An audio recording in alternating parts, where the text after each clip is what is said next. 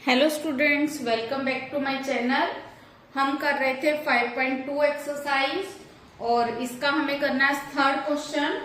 Third question में आपको AP series given है, बट क्या किया उन्होंने, किसी सेकंड टर्म के प्लेस पर या फर्स्ट टर्म के प्लेस पर या फोर्थ टर्म के प्लेस पर उन्होंने ब्लैंक छोड़ दिए, वो आपको फिल करना है। तो आप कैसे करोगे? देखो, जैसे मैं थर्ड का फर्स्ट पार्ट आपको करके दिखा रही हूँ। क्या दिया हुआ है आपको?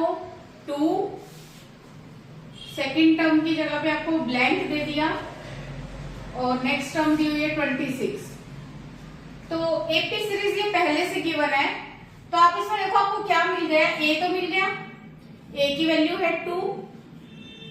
सेकेंड टर्म आपके पास है नहीं, तो सेकेंड टर्म में से फर्स्ट टर्म माइनस करके आप कॉमन डिफरेंस निकाल लेते हैं। पर आपको कौन सी टर्म दे दी? Third term. थर्ड टर्म कितनी दी है? 26। थर्ड टर्म को आप लिख सकते हो a plus 2d is equal to 26। a की वैल्यू है आपके पास 2 plus 2d is equal to 26। 2d is equal to 26 minus 2।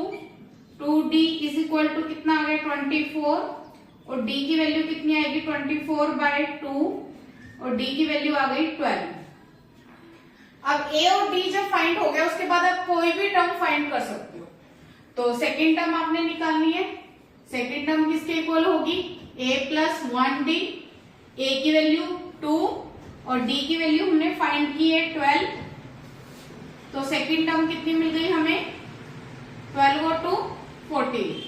तो ये मिल गई हमें सेकेंड टर्म। इसको आप ब्लैंक के प्लेस पर भी रख सकते हो। ठीक है, क्लियर आपको क्वेश्चन? करो नोट डाउन।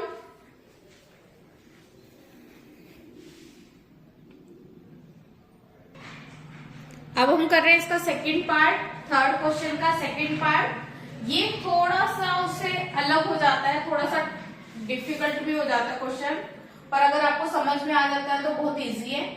जिसमें आपको फर्स्ट टर्म भी नहीं दी। अब आपको निकालने के, देखो फर्स्ट नंबर पे टर्म नहीं दी और थर्ड नंबर पे नहीं दी, तो फर्स्ट टर्म और आपको थर्ड टर्म फाइंड करनी है। फर्स्ट टर्म और थर्ड टर्म पर आपको दिया क्या हुआ है? एक तो सेकेंड टर्म दी है 13। सेकेंड टर्म को हम लिख सकते हैं a plus 1d is equal to 13। इसको आप फर्स्ट इक्वेशन ले लो या फिर यहां से आप a की वैल्यू निकाल लो। कितना आएगा? 13 माइनस d। इसको फर्स्ट इक्वेशन में लेंगे और आपको फर्स्ट टर्म दी थी, सेकेंड, थर्ड, फोर्थ। आपको फोर्थ टर्म दी हुई है, कितनी है? 3। फोर्थ टर्म को आप लिख सकते हो a plus 3d is equal to 3। तो आप क्या करोगे? जो a की वैल्यू आपने निकाली है वो इसमें पुट कर दो। तो a की वैल्यू कितनी निकाली है? 13 माइनस d प्लस 3d। ये तो आपने a की जगह पे प्लेस किया, 3d as it is equal to 3। इससे क्या होगा? सोल्व करने में हमें इजी हो गया कि इससे हम d की वैल्यू फाइंड कर सकते हैं। d की वैल्यू फाइंड करेंगे, इसमें पुट कर देंगे, उससे a की वैल्यू निकल जाएगी। और a और d फाइंड होने के बाद तो आप कोई भी टर्म फाइंड आउट कर सकते हो। तो कितना आएगा? 13 यहाँ प्लस का है, दूसरी तरफ जाएगा तो माइनस का, और यहाँ पे प्लस माइनस माइनस, 3 में से 1 माइनस किया 2d।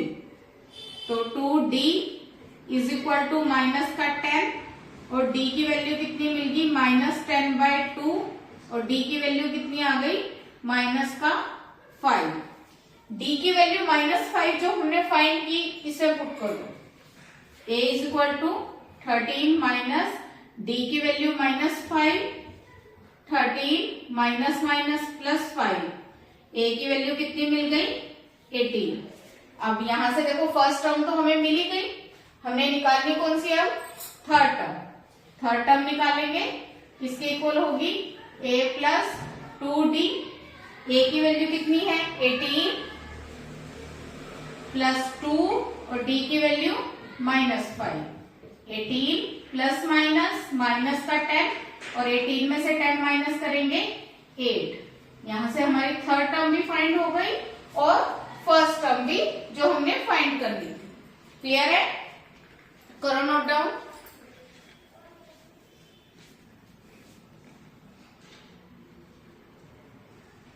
अगर आपको मेरे मेथड क्लियर हो रहे हैं तो please like share and subscribe. Thank you.